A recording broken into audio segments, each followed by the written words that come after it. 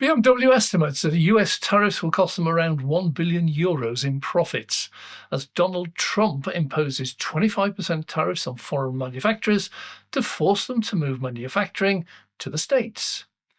Can they even do this? And can they survive if they don't? I'm Dave. This is Dave Takes It On.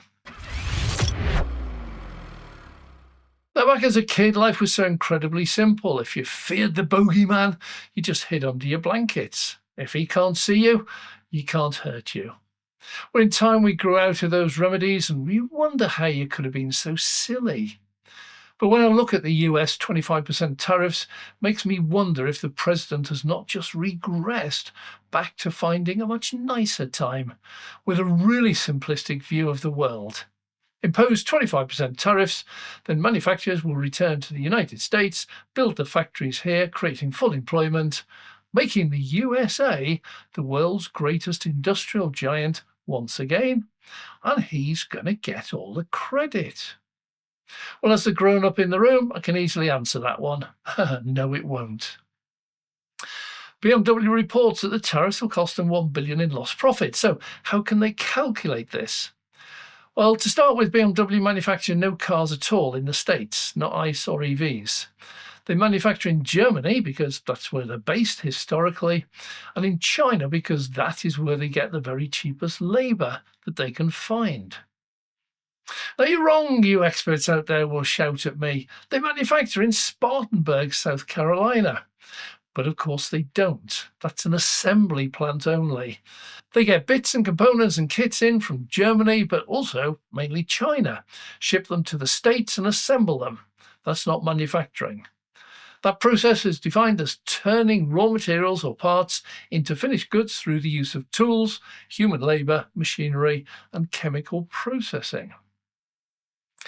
BMW manufactures engines in Germany, Austria, and the UK, turning raw materials into finished components, gearboxes. Well, just to be clear, parts are individual bits, components are a few or lots of bits joined together to make a single item. A kit would normally be multiple components, and assembly is the final task of putting them all together into a finished car. Putting kits together is not manufacturing, but it goes further because in China, BMW do also manufacture engines and gearboxes, as they do in Munich. A quick search reveals that in 2024, parts and components manufactured in China were shipped to both BMW and Jaguar Land Rover, not only in Europe, but also in the States. Sort of makes you wonder how much of your German car is actually made in Germany. Let's get back to the tariffs. If they ship parts or components or kits manufactured in China direct to Spartanburg, they get hit with tariffs. If they ship parts, components, or kits from Europe to the States, they get hit with tariffs. I'm just asking, if they ship components manufactured in China to Europe and then use those components, which are then included in the kits that they then export to South Carolina, do they pay double tariffs? Anyway, just a thought. Well, this unfortunately is the story of almost all legacy auto. Very few of them actually manufacture very much. Take the F-150, the Ford pickup truck, the longest selling bestseller ever. It's only around 60% US made. The rest is from outside the country. Think Mexico and China. Then look at another Ford. There are two of them placed at equal 76 placed in our list of top 100, with just 18% manufactured in the US. That's a vast difference. But hang on, we're looking at BMW and how much is currently manufactured in America. So in the top 100 of made in America percentages, we have to scroll all the way down to 55th place to find the first mention of BMW, and that has just 40% made in America. And if you continue scrolling further on, you find other BMWs in the list with percentages as low as 1%. Plain English, up to 99% of parts and components for those are made outside America. Well, in Trump Dreamland, BMW is going to buckle down, shift manufacturing over to the States. First little tiny thing to mention, they currently manufacture in China because it's cheap, especially labour. Do you remember in the States the strikes they had last year with the UAW? Jim Farley, CEO of Ford, calculates that the pay rise they negotiated ended up costing them around $900 per car extra, and GM put the figure at nearly $600. That seems an awful lot to me. Certainly not cheap labour anyhow. That's just the labour. Then they've got to go and build the factory to actually manufacture the parts and the components. Now, you're talking billions. But of course, the simplistic view overlooks the biggest stumbling block of all. In case after case, Legacy Auto announced new factories for new cars, new engines, new gearboxes, body panels, or batteries and electric motors for EVs. And in all cases, they don't announce them and open them up in the same year. The majority take between 2 and 5 years, depending on the size of the factory. Many will take much longer still. One company renowned for the speed of building their factories is Tesla, and the gig of Berlin is a great example. First started in July 2020, started limited production 2021. That was fast. And the first phase hit full production 2022. It's just 2 years to full production. And that is amazing, but the site's not finished. That's just the first phase. And they targeted 500,000 cars a year. The full scale of the entire facility when the next phase completes will be 1 million vehicles per year. That in 2025 is not yet complete. So for BMW, a minimum timescale for building any new factory over in the States, even just one, is probably 3 to 5 years at best. But I suspect that's wildly optimistic. And guess what? Between now and 2028, just 3 years from now, when Americans go to the polls again, those tariffs could possibly have already been scrapped altogether. If not, then in 3 years' time, Americans could elect a new president who might be dead against any tariffs. Well, in several of my videos, I've clearly stated that what business and industry needs just for good solid growth, let alone expansion, is certainty. With multi-year projects, most will never even get started if the economic situation on completion is entirely unknown. I also stated that it probably would have been better for industry if there was a guarantee that the current tariffs would not be reversed or scrapped or, perish the thought, doubled. It is the uncertainty for industry that is the killer. Would any current or future CEO of BMW propose to carry out an absolutely massive restructuring of the entire company worldwide at huge cost if the economic situation on completion is so totally unknown? I doubt it. To me, it's a non-starter.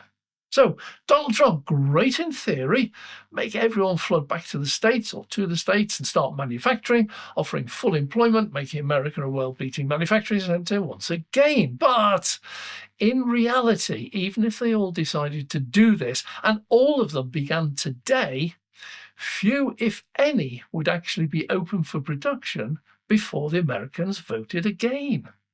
And in an ironic twist, if none of the giant manufacturing companies actually opened in the States before that next election, or none managed to begin production, or, most painful of all, none ever actually began employing workers, the likely outcome of that election is most likely to be a change of leadership. It's like a self-fulfilling prophecy. You could get a change in leadership just by not building these expensive new factories, employing very expensive labour. Well, uncertainty is the key element here. So I fully expect that because nobody knows what Trump will do tomorrow, and that probably includes himself, none of his dreams will ever get started. He recently touted TSMC, Taiwan Semiconductor Manufacturing Company, as his great triumph to bringing back chip manufacturing to the States. But the rot set in for that way back in the 1990s as US chip manufacturing companies began a rapid decline, crashing 48% to end up just 12% of the market, while Asia rocketed away and grew to 75%. TSMC already announced they'd be building factories in the US years before Trump got back into power. And of course, if Trump continues with his tariffs and upsets President Xi, he's quite likely to just invade Taiwan and grab the entire chip industry for China. Well, the theoretical policy of using tariffs as a threat or bargaining tool has some merit, but actually using them does not. It is most likely to be damaging to the domestic manufacturing industries, disastrous to the entire US economy, and worrying to the entire world's infrastructure. And in the midterm, the biggest blowback will be if the rest of the world just decides to ignore the US. Just let them do whatever they want and rearrange the world order accordingly, quietly in the background. We are actually seeing numerous signs that while trying to appease Trump as much as possible, there is a limit beyond which that stops instantly.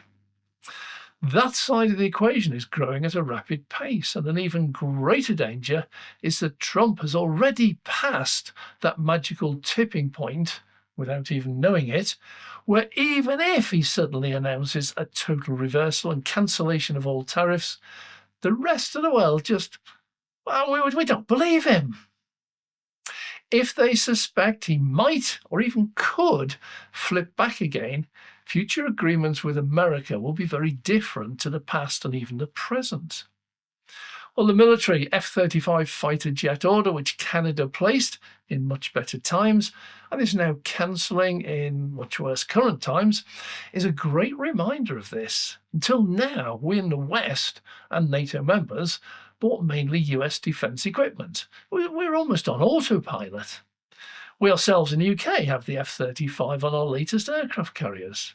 No hint anyone was unhappy in any way whatsoever. Yet today, amongst many other examples of massive backlash, existing and future orders for the F-35, amongst other European and NATO members, are being cancelled at a scary rate. Well, at least scary for American workers in the huge US defence industry. Countries do not replace their entire lineup of fighter aircraft every year. Once you lose an order, that's it for maybe a decade, maybe two, possibly forever. I predict that the tariffs are going to end up like herding kittens. Great in theory, fine when you first start, but then quickly descends into impossible in the long run. Legacy Auto, like BMW, has little choice but to appease all they can right now, say all the right things, kowtow to the boss, all the while just weathering the storm, hanging on until 2028. Hoping that tariffs end well before then, hoping that the US market continues to buy their cars through all of this, hoping sales in other parts of the world grow, and hoping their current plans and indeed their company last that long. Unfortunately, if someone honestly believes that the bogeyman can't harm them, if they can't see them, those hopes are likely to be in vain. I do wish BMW and all the others the very best and hope they survive. It benefits nobody if they fail. I'm Dave. Well, thanks very much for watching. If you have enjoyed this, please click the like button. If you'd like to see more, please subscribe. We can then notify you every time we do launch a video. A big thank you, as always, to our Patreon members, without whom we wouldn't be able to do the output that we actually do. So thanks very much. I'm Dave.